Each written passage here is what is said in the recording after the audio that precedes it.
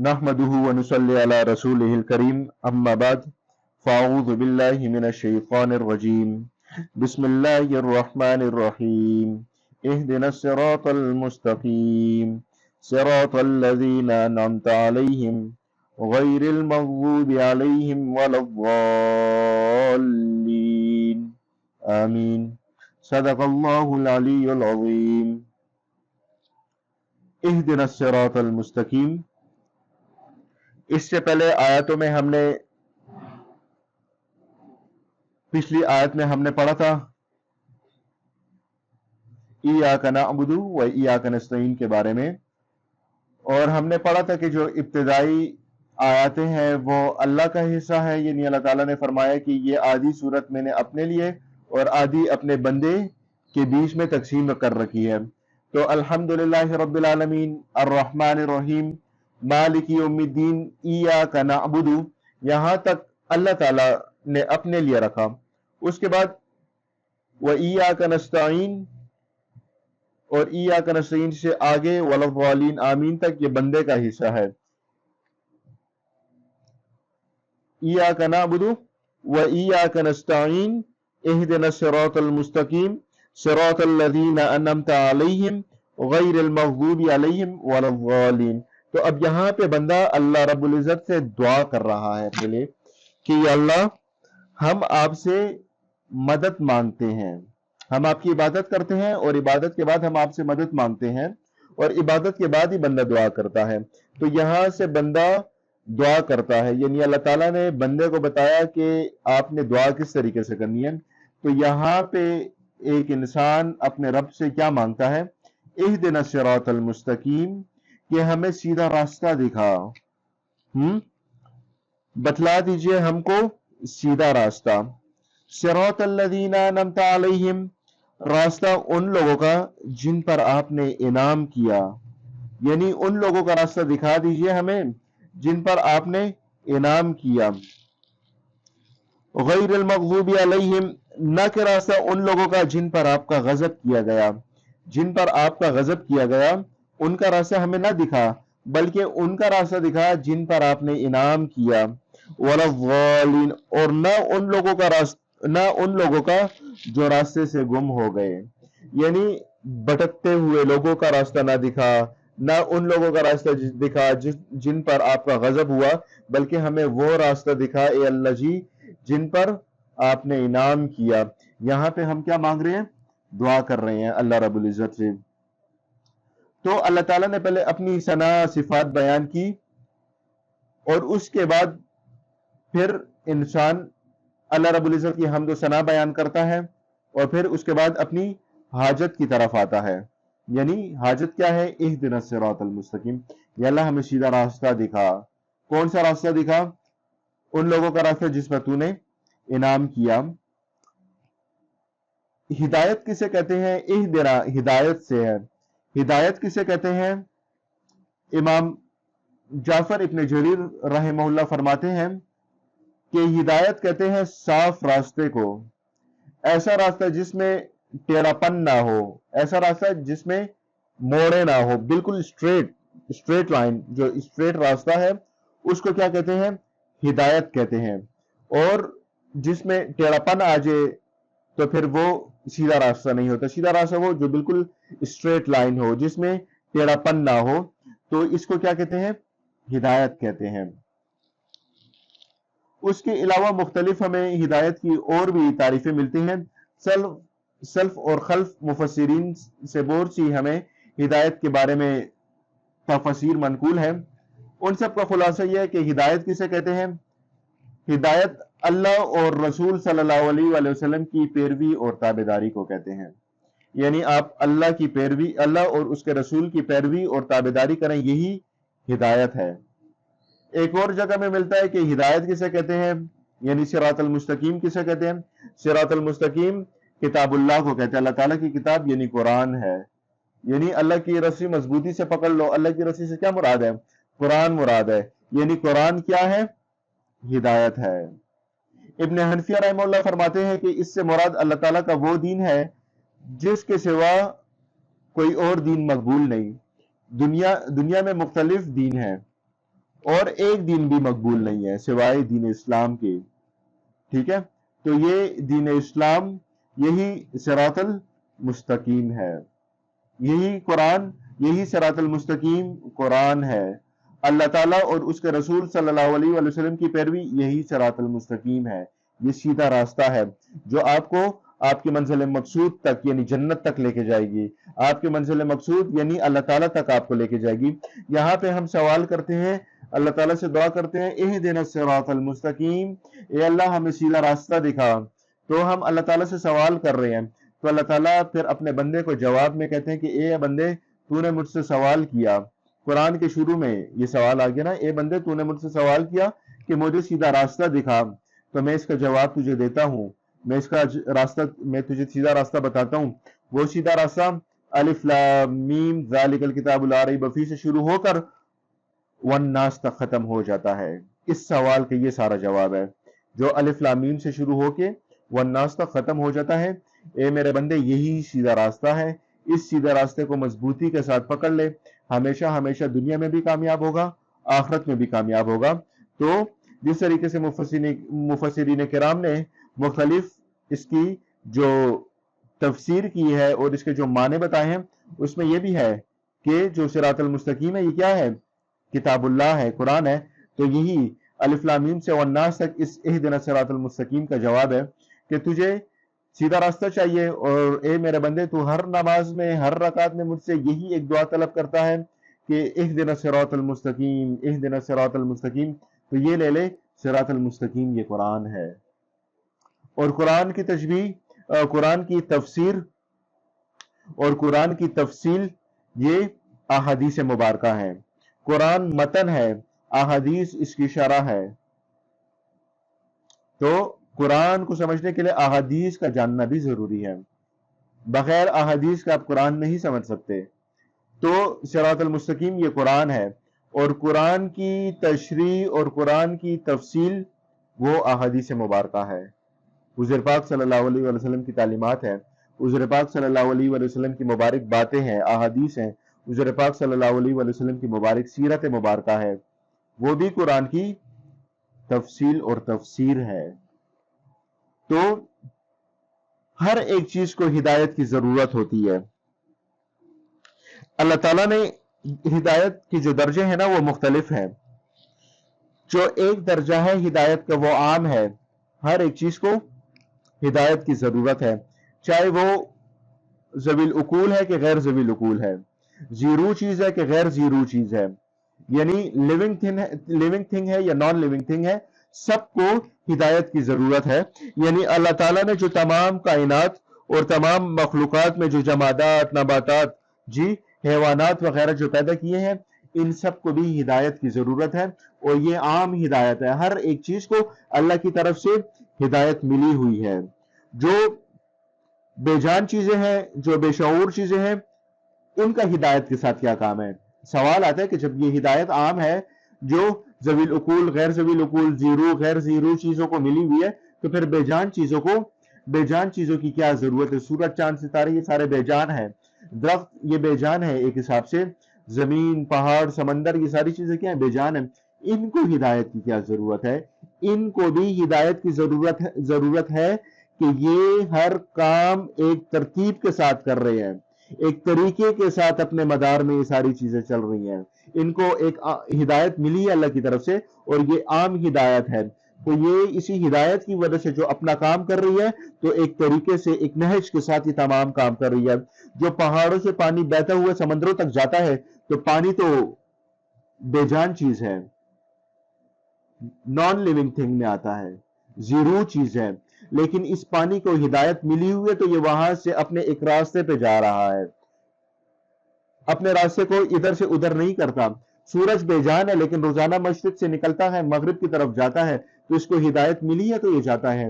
یہ جو ہمارا جو سولر سسٹم ہے، نظام شمسی ہے، یہ بے جان ہے، یہ ساری چیزیں کیا ہے؟ بے جان ہے، ان میں روح تو نہیں ہے، لیکن یہ ساری چیزیں اپنی مدار میں چل رہی ہیں۔ سورج، چاند، ستارے اور یہ سیارے، یہ تمام چیزیں اپنے اپنے مدار میں چل رہی ہیں۔ تو یہ مدار میں کیوں چل رہی ہیں؟ ان کو ہدایت ملی ہوئی ہے، لیکن یہ عام ہدایت ہے۔ بعض چیزیں ایسی ہیں جن میں جوہر یعنی جواہرات کم ہوتی ہیں، روح کم ہوتی ہیں، لیکن کچھ نہ کچھ اس میں حسیات ہوتی ہیں، کچھ نہ کچھ اس میں شعور ہوتا ہے، لیکن وہ ہمیں سمجھ نہیں آتا۔ یعنی کائنات کی جتنی بھی چیزیں ہیں، ذرے ذرے میں اپنے درجے کے موافق حیات اور احساس رکھتی ہیں۔ وہ تمام چیزیں، ان تمام چیزوں میں کچھ نہ کچھ احساس اور حیات ہوتا ہے، لیکن وہ احساس اور وہ حیات ہمیں نہیں نظر آتی۔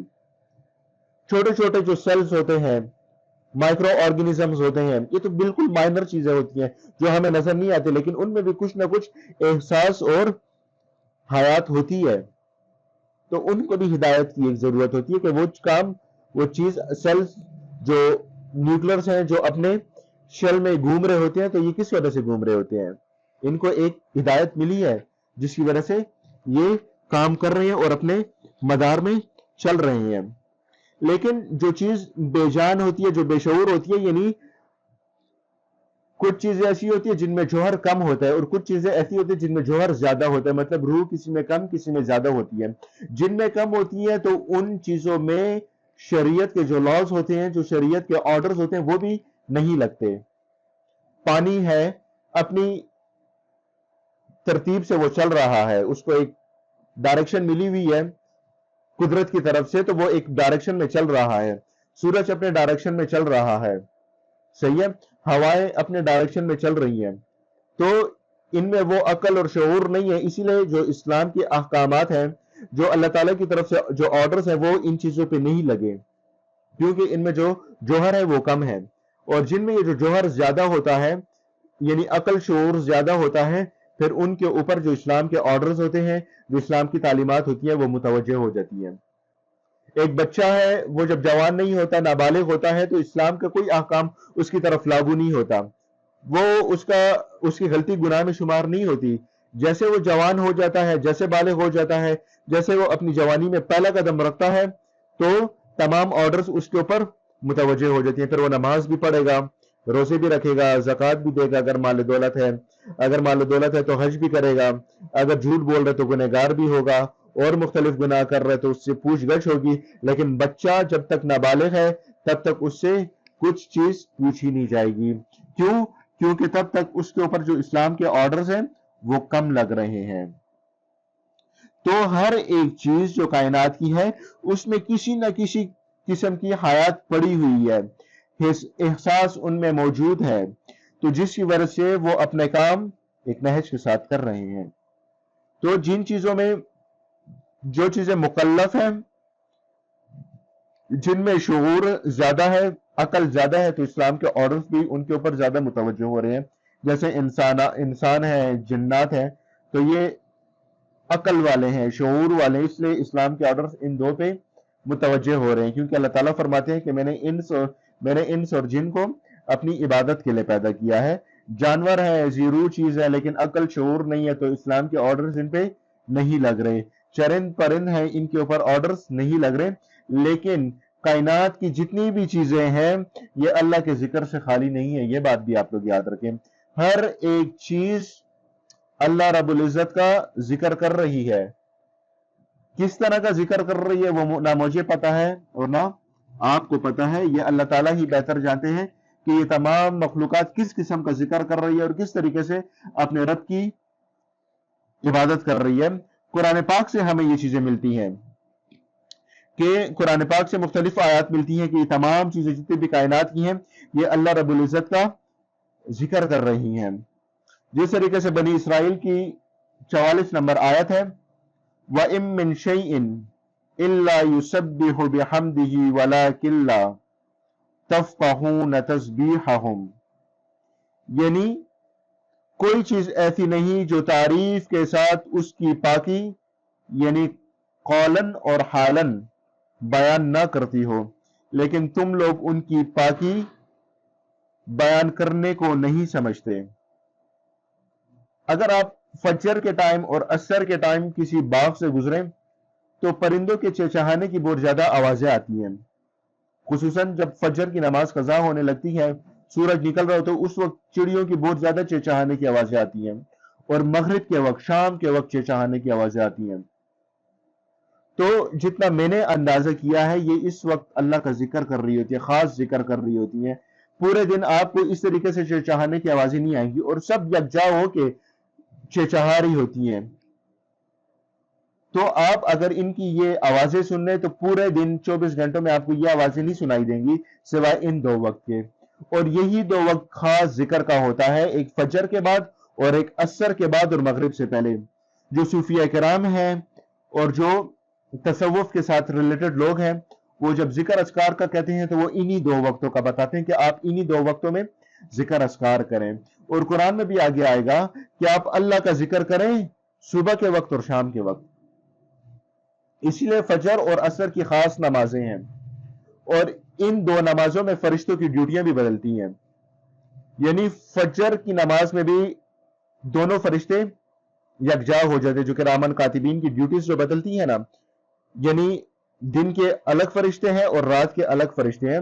فجر کی نماز میں یہ دونوں اکٹھے آ جاتے ہیں، آسمان سے وہ 2 آ جاتی ہیں اور یہاں سے ان 2 کے جانے کا وقت ہوتا ہے. تو فجر کے وقت یہ ان دونوں فرشتوں کی آپس میں ملاقات ہوتی ہے، جو ڈیوٹیاں جب چینج ہوتی ہیں تو یہاں پہ ان کی ملاقات ہوتی ہے. اور عصر کے وقت بھی ان 2 فرشتوں کی ڈیوٹیاں چینج ہوتی ہیں. پھر نائٹ شفٹ اور مارننگ شفٹ ختم ہو جاتی ہیں.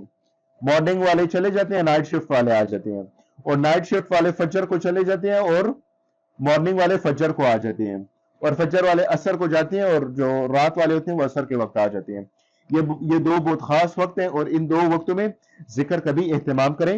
ایک اور آیت میں بھی سورہ نور کی ہمیں ملتی ہے، أَلَمْ تَرَ أَنَّ اللَّهَ يُسَبِّحُ لَهُ مَن فِي السَّمَاوَاتِ وَالْأَرْضِ وَالطَّيْرُ صَافَّاتٍ كُلُّ قَدْ عَلِمَ صَلَاتَهُ وَتَسْبِيحَهُ وَاللَّهُ عَلِيمٌ بِمَا يَفْعَلُونَ. یعنی کیا تجھ کو معلوم نہیں ہوا کہ اللہ تعالیٰ کی پاکی بیان کرتے ہیں سب جو کچھ آسمانوں اور زمینوں میں مخلوقات ہیں، اور بالخصوص پرندے جو پر پلائے ہوئے اڑتے پھرتے ہیں، سب کو اپنی اپنی دعا اور تسبیح معلوم ہے، اور اللہ تعالیٰ کو ان لوگوں کے سب افعال کا پورا علم ہے.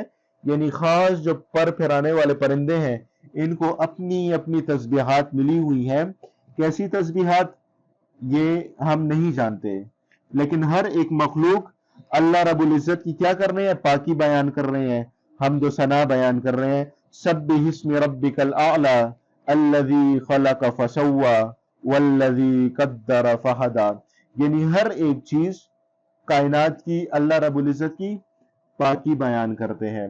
اگر آپ پہاڑوں کو دیکھیں تو وہ قیام کی حالت میں کھڑے ہوئے ہیں، درختوں کو دیکھیں قیام کی حالت میں کھڑے ہوئے ہیں. جانوروں کو دیکھیں، جانوروں کو یہ رکوع کی حالت میں ہے. کمر ان کی سیدھی، ہم رکوع کرتے ہیں نا تو ہماری کمریں سیدھی ہو جاتی ہیں. تو جتنے بھی جانور ہیں، چوپاہی ہیں، 4 پاؤں والے، یہ رکوع کی حالت میں ہیں سارے. اور جتنے بھی یہ جو جھاڑیاں ہیں، گھاس وغیرہ، گھاس پھوس، یہ جو جھاڑیاں ہیں، یہ اتحیات کی حالت میں ہے. اور یہ جو جتنے بھی پیٹ کے بل چلنے والے جو جانور ہیں، مچھلیاں ہیں، یہ سجدے کی حالت میں ہے. تو یہ تمام مخلوق کسی نہ کسی حالت میں ہے، اور ان تمام مخلوقات کی حالت کو یکجا کر کے ہمیں نماز ملی ہے.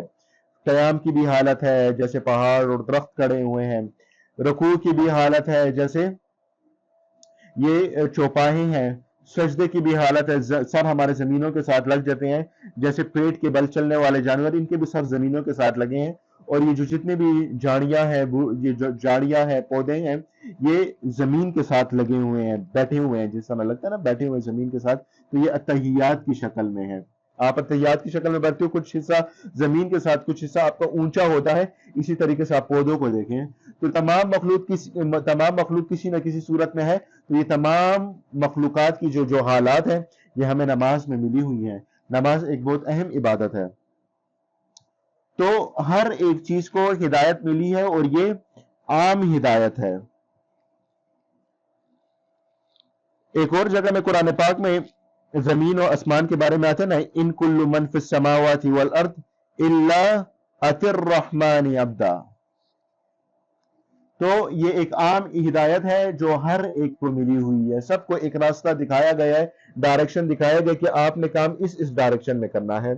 दूसरी जो हिदायत का दर्जा है वो इसके मुकाबले में ज़रा ख़ास है, जो सिर्फ उन चीज़ों के साथ मखसूस है जो ज़वील उकूल हैं, जो अकल रखने वाली हैं, शऊर रखने वाली हैं, जो इंसान और जिन्नात हैं।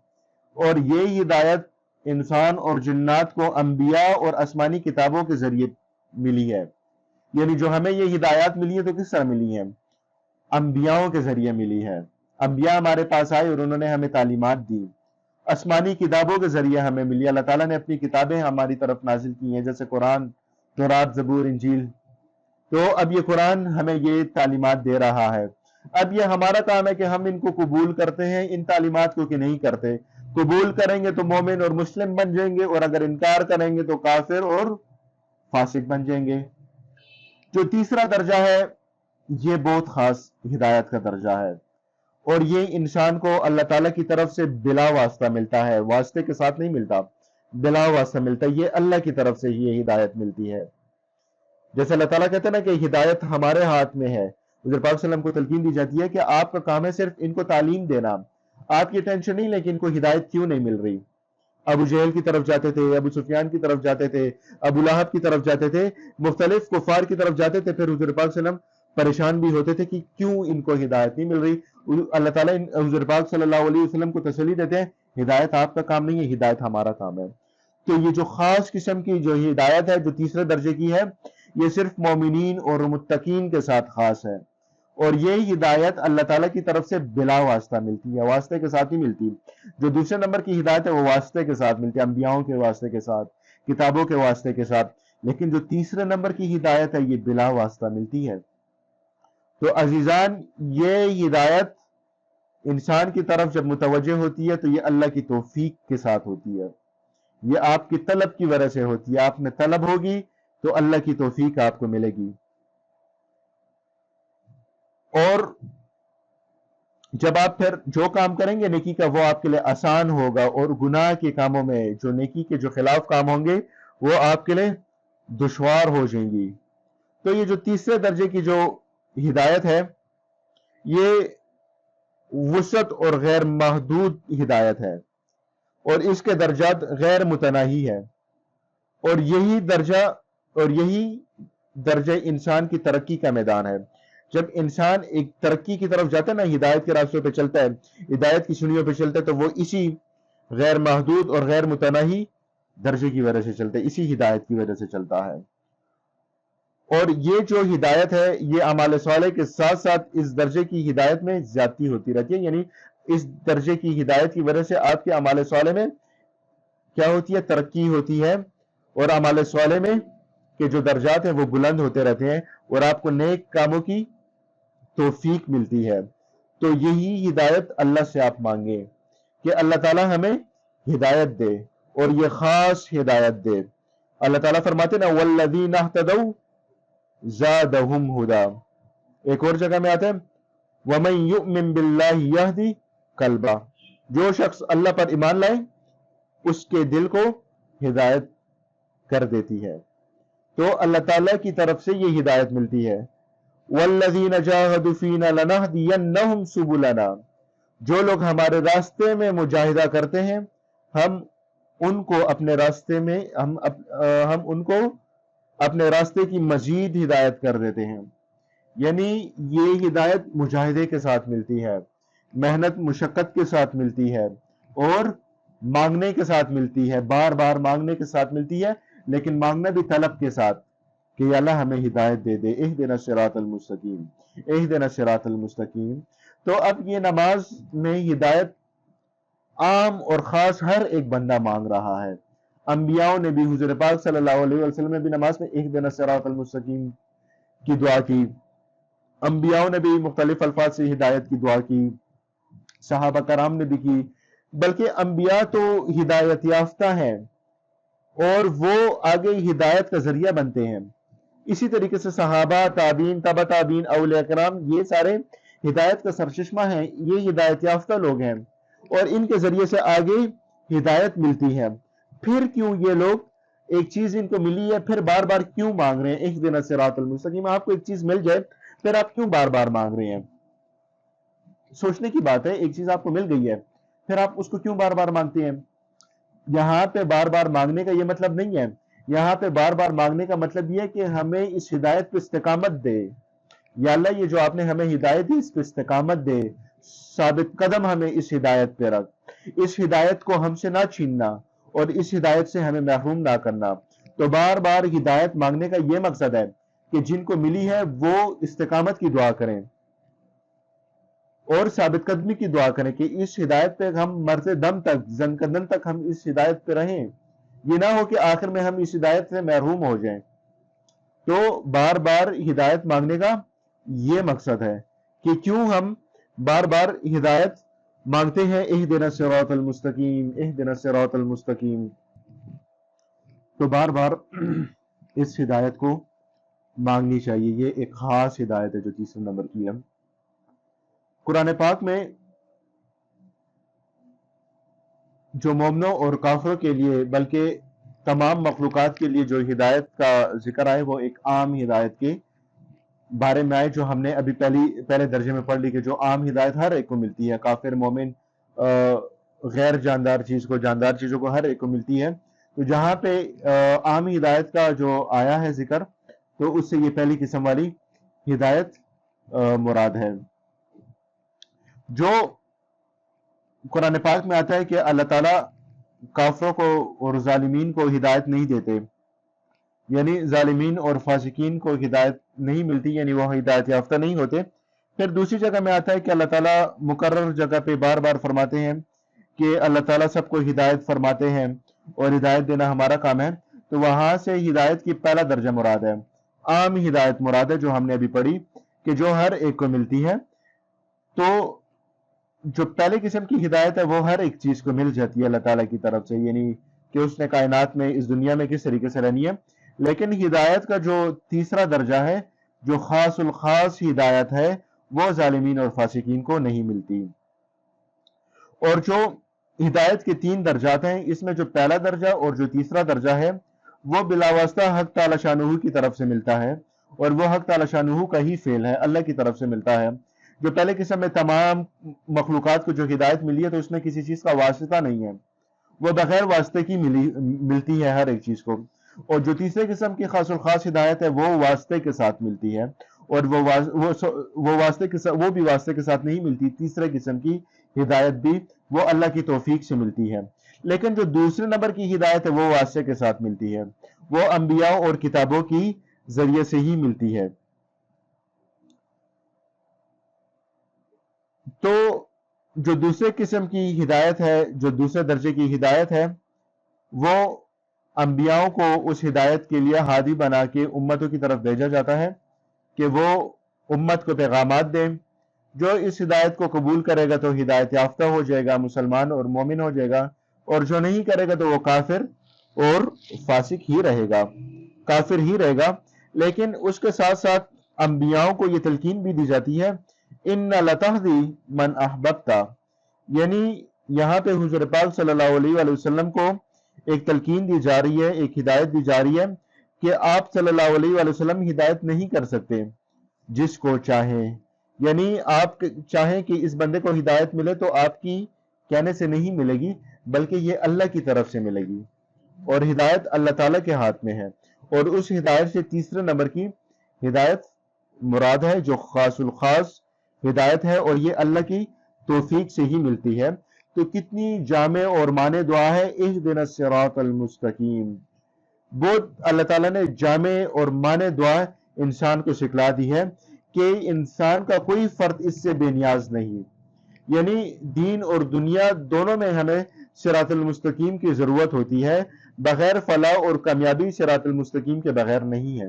دنیا کی الجھنیں بھی ہمیں پڑتی ہیں، دنیا میں بھی ہمیں مختلف مسائل پڑتے ہیں، تو ان الجھنوں میں بھی صراط المستقیم کی دعا نسخہ اکسیر ہے، یعنی ہمیں کچھ مسائل پیش آ جاتے ہیں، ہمیں سمجھ نہیں آ رہی کہ یہ کام ہم کریں یا یہ کام کریں، تو پھر ہم لوگوں کو کہتے ہیں کہ یار استخارہ کریں، یا پھر علماء کہتے ہیں کہ بہتر طریقہ یہ کہ آپ خود استخارہ کریں۔ تو سب سے بہترین دعا ہے کہ اہدنا الصراط المستقیم، یا اللہ مجھے سیدھا راستہ دکھا کہ یہ کام میرے لیے بہتر ہے کہ یہ کام میرے لیے بہتر ہے۔ جب آپ دنیاوی کام میں بھی کنفیوز ہو جاتے ہیں، آپ کو 2-3 راستے آپ کے سامنے ہیں اور آپ کو اب سمجھ نہیں آ رہی کہ یہ راستہ میں اپنے لیے چنوں یا یہ راستہ میں اپنے لیے چنوں یا یہ راستہ میں اپنے لیے چنوں، تو پھر آپ یہ ورد کریں، اس کا ذکر کریں، اہدنا الصراط المستقیم، یقین کے ساتھ، ایک توجہ کے ساتھ اللہ کی طرف متوجہ ہو کے یقین کے ساتھ پڑھیں اہدنا الصراط المستقیم۔ اس کا معنی ذہن میں رکھیں کہ یا اللہ مجھے سیدھا راستہ دکھا۔ کون سا راستہ؟ جو میرے لیے سیدھا راستہ ہے، جو ہدایت والا راستہ ہے، جو میرے لیے بہتر ہے۔ تو آپ اس کو پڑھیں، اس کا ذکر کریں، تو اللہ تعالیٰ آپ کو ضرور ہدایت والا راستہ دکھائیں گے۔ مگر ہم اس کی طرف توجہ ہی نہیں کرتے۔ یہ سب چیزیں ہمیں قرآن سے مل رہی ہیں، ہمیں کسی پیروں کی طرف جانے کی ضرورت نہیں ہے، کسی دم درود والے کے پاس جانے کی ضرورت نہیں ہے کہ ہمارے یہ کام نہیں ہو رہے تو ہم اس کے پاس جائیں گے، دعا کروائیں گے۔ بہترین شخص آپ کے والدین ہیں جو آپ کے حق میں دعا کریں گے، اور ان کی دعا ولیوں سے جلدی قبول ہوتی ہے۔ آپ کے گھر میں آپ کے پیر اور ولی بیٹھے ہوئے ہیں جو آپ کے والدین کی شکل میں ہیں، یہی آپ کے ولی ہیں اور آپ کے پیر ہیں۔ ان سے دعائیں، ان کی دعائیں لیں، ان کی خدمتیں کریں، تاکہ ان کی دعائیں آپ کو رنگ لگا دیں گی۔ اگر ایک شخص والدین کا نافرمان ہے اور والدین ان سے ناخوش ہو کے دنیا سے رخصت ہوئے ہیں، آپ زمانے کے تمام نامور پیروں کی بھی خدمت کر لیں، ان کی دعائیں لے لیں، لیکن ان کی دعائیں اتنا رنگ نہیں لے کے آئیں گی جتنی دعائیں آپ کے والدین کی دعائیں آپ کے لیے رنگ لے کے آئیں گی۔ تو والدین کی خدمت اور ان سے دعا لینے کی کوشش کریں۔ ان کی دعائیں جس کو لگ جاتی ہیں تو انسان دنیا میں رنگا جاتا ہے۔ تو جب بھی آپ کو دنیاوی الجھنوں میں بھی آپ پڑھیں تو اس نسخے کو اپنائیں، اہدنا الصراط المستقیم، لیکن توجہ کے ساتھ کہ یا اللہ مجھے بتا دے سیدھا راستہ، مجھے بتا دے سیدھا راستہ۔ تو صراط المستقیم کہ یا اللہ ہمیں صراط المستقیم بتا دیجئے۔ پھر صراط المستقیم کے آگے آتا ہے کہ نہ کہ ان لوگوں کا راستہ جن پہ آپ کا غضب ہوا، اور نہ کہ ان لوگوں کا راستہ جن پر جو راستے سے بھٹک چکے ہیں۔ اس کے بارے میں ہم انشاءاللہ اگلے درس میں پڑھیں گے۔ حضور پاک صلی اللہ علیہ وآلہ وسلم نے صحابہ کو زمین پہ لکیر، ایک سیدھی لکیر کھینچی ہے اور اس کے اطراف میں کچھ لکیریں کھینچی ہیں، اور کہا کہ یہ جو بیچ والا راستہ ہے، یہ جو بیچ والی لکیر ہے، یہی صراط المستقیم ہے، اور یہ جو سائڈوں والی جو لکیریں ہیں یہ صراط المستقیم نہیں ہے، یہ شیطانی راستہ ہے، بھٹکنے والا راستہ ہے۔ ایک اور حدیث سے ہمیں ملتی ہے کہ رسول اللہ صلی اللہ علیہ وآلہ وسلم ایک مثال پیش کرتے ہیں صراط المستقیم کی، کہ ایک راستے کے دونوں طرف دیواریں ہیں اور ان میں کئی کھلے دروازے ہیں، ان دیواروں میں ایک راستہ ہے بیچ میں اور دونوں اطراف میں دیواریں ہیں، لیکن دیواروں میں مختلف دروازے ہیں اور ان دروازوں کے اوپر پردے لٹکے ہوئے ہیں۔ آپ کو اب نظر نہیں آ رہا کہ اس پردے کے پیچھے اس دروازے کے پار کیا ہے، لیکن وہ پردے لٹکے ہوئے ہیں۔ لیکن صراط المستقیم کے دروازے پر ایک پکارنے والا مقرر ہے، اور جو کہتا ہے کہ اے لوگوں تم سب کے سب اسی سیدھے راستے پر چلے جاؤ، یعنی ادھر ادھر نہیں بھٹکو، ان پردوں کو ہٹا کے ان دروازوں کے اندر نہیں جھانکو، بلکہ سیدھے آتے جاؤ، ٹیڑے ویڑے نہیں ہونا، ادھر ادھر کی راہوں میں نہ جانا۔ جس طریقے سے ہم بازار جاتے ہیں تو کبھی ایک دکان میں گھس جاتے ہیں، کبھی دوسری دکان میں، مثال دینے کے لیے آپ کو میں بتا رہا ہوں بلا تشبیہ، کہ ایک دکان میں گھس جاتے ہیں، کبھی دوسری دکان میں، کبھی ایک جگہ پہ کھڑے ہو جاتے ہیں، کبھی دوسری جگہ پہ۔ تو اس طرح نہیں، بالکل آپ نے سیدھے آنا ہے، ان دروازوں کو اور ان پردوں کو جھانک کے نہیں دیکھنا ہے۔ اور ایک پکارنے والا راستے کے اوپر ہے، راستے کے اوپر بھی ایک پکارنے والا ہے، کہ جب کوئی شخص ان دروازوں میں سے کسی کو کھولنا چاہتا ہے تو وہ کہتا ہے کہ خبردار ان کو نہ کھولنا، پردہ ہٹانا چاہتا ہے اور دروازے کو کھولنا چاہتا ہے تو جو راستے کے اوپر جو مقرر ہے، جو بیٹھا ہوا ہے اور پکار رہا ہے کہ خبردار ان دروازوں کو نہ کھولنا، اگر کھولا تو اس راہ میں تو لگ جائے گا اور صراط المستقیم سے ہٹ جائے گا۔ یعنی ان دروازوں کو تم کھولو گے، پردے ہٹاؤ گے، اور اگر دیکھ لیا تو پھر تم ان دروازوں کے اندر چلے جاؤ گے، تمہیں وہاں کا اتنا حسن نظر آئے گا، تم اس طرف مگن ہو جاؤ گے اور تم اس سیدھے راستے سے جو تمہارا منزل مقصود ہے، صراط المستقیم ہے، اس سے ہٹ جاؤ گے۔ یہ اب جو صراط المستقیم ہے، جو سیدھا راستہ ہے، اب حضور پاک صلی اللہ علیہ وسلم اس کی مثال دے رہے ہیں کہ یہ صراط المستقیم جو سیدھا راستہ ہے، یہ اسلام ہے، اور یہ جو دیواریں ہیں، جو دونوں اطراف میں دیواریں ہیں، یہ اللہ کی حدود ہے، باؤنڈریز ہے۔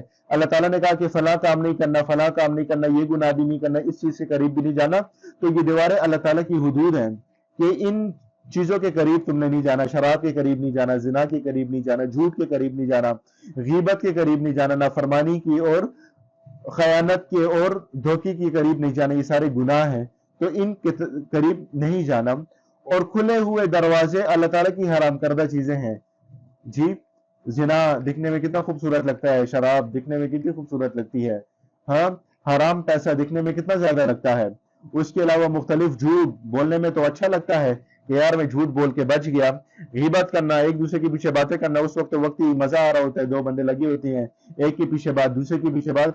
تو یہ جو دروازے ہیں یہ حرام کردہ چیزیں ہیں جن سے اللہ تعالیٰ نے، جن چیزوں کو اللہ تعالیٰ نے ہم پہ حرام کر دی ہیں۔ اور جو دروازے پہ پکارنے والا ہے وہ قرآن ہے۔ قرآن ہی آپ کو بتاتا ہے کہ یہ کام کرو، یہ کام نہیں کرو۔ آگے انشاءاللہ جگہ جگہ پہ وعیدات آئیں گی کہ یہ کام کرو، یہ کام نہیں کرو، اگر یہ کام کیا تو اس کے کیا کیا عذاب ہے۔ اور راستے کے اوپر جو پکارنے والا ہے، جو پکارنے والا جو ٹٹکا ہے، جو آپ کو بار بار وہ کر رہا ہے، الرٹ کر رہا ہے کہ اس چیز سے قریب نہیں جاؤ، وہ ایماندار کے دل میں اللہ کی طرف سے بطور واعظ ہوتا ہے، یعنی ضمیر ہوتا ہے کہ یار یہ کام مت کرو، اگر کرو گے تو اللہ تعالیٰ ناراض ہو جائیں گے۔ تو حضور پاک صلی اللہ علیہ وآلہ وسلم اس حدیث میں یہ مثال دے رہے ہیں کہ صراط المستقیم کی، جو کہ میں نے آپ لوگوں کو بتا دیا ہے۔ اور بتا دیا کہ ہدایت بار بار، جو ہدایت یافتہ لوگ بھی ہوتے ہیں وہ بھی بار بار ہدایت اسی لیے مانگتے ہیں کہ ان کو ثابت قدمی اس ہدایت پہ رہیں، ثابت قدم رہیں اور اس ہدایت سے محروم نہ ہو۔ تو اس لیے جو ہدایت یافتہ لوگ بھی ہیں وہ بھی بار بار ہدایت کی دعا مانگتے ہیں، اور جو ہدایت یافتہ نہیں ہے ان کو بھی مانگنی چاہیے کہ اللہ تعالیٰ یہ تیسرے نمبر کی جو خاص الخاص ہدایت ہے وہ نصیب فرما دے، اور یہ اللہ کی توفیق سے ہی ملتا ہے۔ اچھا اور نیک بخت انسان وہی ہوتا ہے جس کو اللہ تعالیٰ اپنے در کا بھکاری بنا دے، یعنی اپنے در کا سوالی بنا دے، یعنی ہمیں جو مسئلہ درپیش آئے وہ ہم اللہ کے دربار میں جائیں اور اللہ کے حضور اللہ سے ہی مانگیں۔ جو بھی مسئلہ ہے اہدنا الصراط المستقیم، مدد مانگے کہ ایاک نعبد و ایاک نستعین، ان کا ذکر کریں، الحمدللہ رب العالمین، اللہ تعالیٰ کی تعریف، تو ان کا ذکر کریں، معنی رکھ کے ان کا ذکر کریں، تو دیکھیں آپ کے کام حل ہوتے ہیں کہ نہیں ہوتے۔ تو ایک دعا ہمیں ملتی ہے، سورہ آل عمران میں ملتی ہے، ربنا لا تزغ قلوبنا بعد اذ ہدیتنا وہب لنا من لدنک رحمہ انک انت الوہاب۔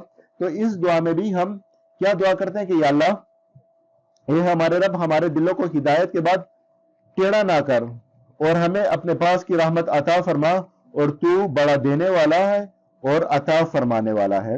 یعنی کہ جب آپ نے ہدایت دے دیا تو ہدایت دینے کے بعد ہمیں ٹیڑھا نہ کر۔ اکثر لوگوں کو ہدایت مل جاتی ہے لیکن بعد میں دوبارہ وہ اپنی پرانی ہی لائن پہ آ جاتے ہیں، وہی ان سے ہدایت چھینی جاتی ہے۔ تو یہ دعا بھی کرنی چاہیے، ربنا لا تزغ قلوبنا بعد اذ ہدیتنا وہب لنا من لدنک رحمہ انک انت الوہاب۔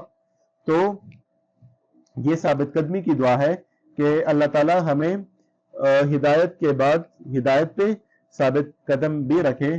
تو انشاءاللہ اس کے بعد آگے جو آخری جو 2 آیاتیں ہیں اس کا درس اگلے ہم لیکچر میں کریں گے، اگلے درس میں ہم ان 2 آیاتوں کو پڑھیں گے، اور اللہ تعالیٰ مجھے بھی اور اللہ تعالیٰ آپ کو بھی ہدایت دے، ہدایت کی توفیق دے، اور اللہ تعالیٰ ہمیں ان لوگوں کے اور ان نیک لوگوں کے راستے پہ چلائے جن کو اللہ تعالیٰ نے کامل ہدایت بخشی ہے۔ تو دعا ہے کہ اللہ تعالیٰ مجھے بھی اور آپ کو بھی ہدایت دے، اور ہدایت کے بعد ہمیں صحیح عمل کرنے کی توفیق عطا فرمائے۔ وآخر دعوانا ان الحمد للہ رب العالمین۔